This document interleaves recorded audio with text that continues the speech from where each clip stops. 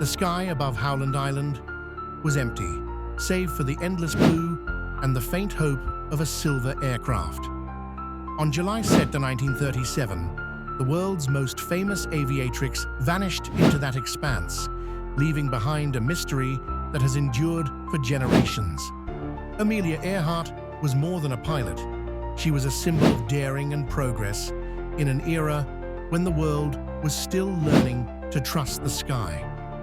Born in 1897 in Atchison, Kansas, Earhart's fascination with flight began at a young age. By the 1930s, she had already set records that captured the public's imagination.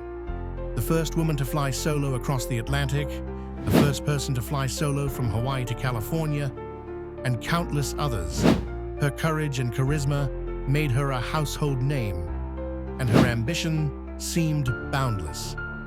In 1937, Earhart set out on her most ambitious journey yet, to circumnavigate the globe along the equator, a route longer and more perilous than any before.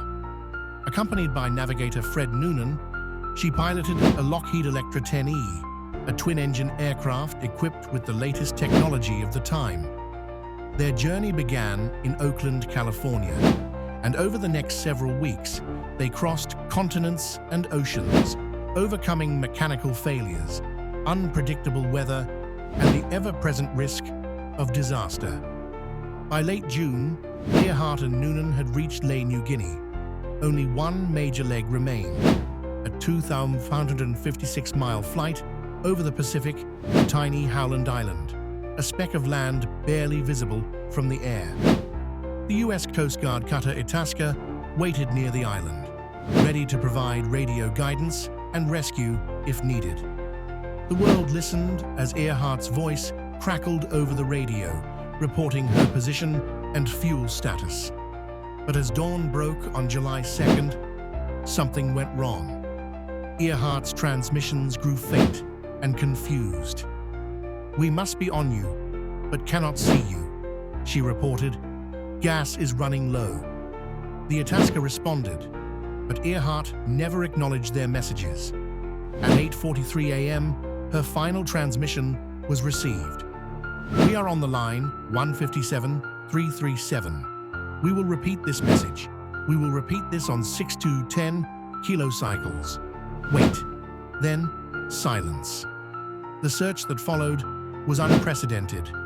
The U.S. Navy and Coast Guard scoured thousands of square miles of ocean, but no trace of Earhart, Noonan, or the Electra was ever found. The official conclusion? The plane ran out of fuel and crashed into the sea.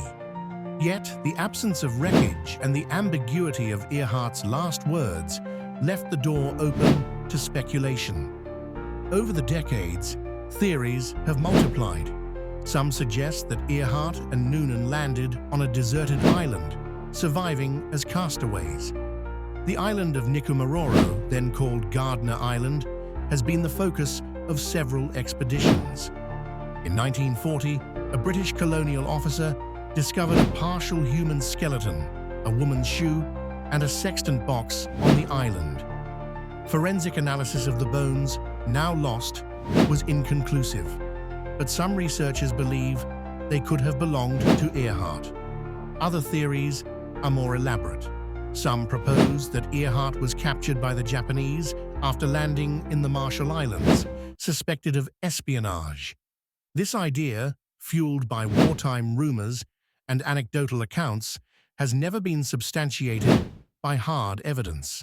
Still others suggest that Earhart survived under an assumed identity, living out her days in anonymity. Modern technology has brought new tools to the search.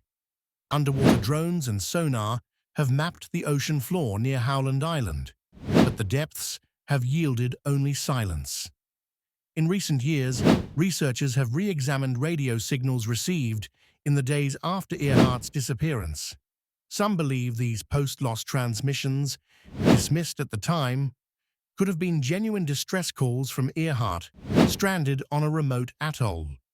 Artifacts found on Nikumaroro fragments of aircraft aluminum, a jar of freckled cream, a piece of a pocket knife have fueled further debate. Are these remnants of Earhart's final days, or simply the detritus of other castaways and colonial settlers? The evidence is tantalizing, but never conclusive. The disappearance of Amelia Earhart endures not only because of the woman at its center, but because of the questions it raises. How could a pilot so skilled, with so much support, simply vanish? What happened in those final, fateful hours above the Pacific? Each new clue seems to draw us closer, yet the answer remains just out of reach. As the sun sets over the endless ocean, the mystery of Amelia Earhart lingers, a story suspended between sky and sea, between fact and possibility. Perhaps somewhere beneath the waves or on a forgotten shore, the final chapter waits to be discovered. Until then, the legend of Amelia Earhart continues to fly, just beyond the horizon. Like and subscribe for more fascinating stories.